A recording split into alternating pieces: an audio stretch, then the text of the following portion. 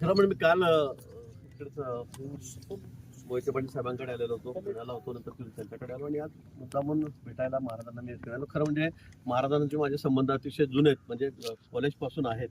त्यामुळे नेहमी आमच्या बाहेर पुण्यात असते. पण आज निवडणुका लागलेल्या आहेत, लोकसभेच्या गुल वाजलेला आहे, आचारसंहिता लागलेली आहे.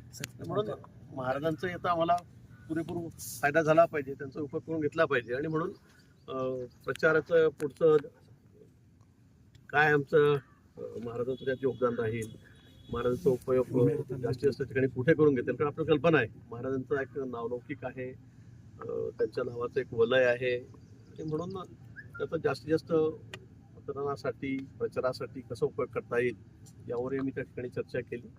आणि येणाऱ्या काळामध्ये, कारण आता फार वेळ राहिलेला नाही, त्या काळामध्ये महाराज कुठे कुठे वेळ देणार आहेत आणि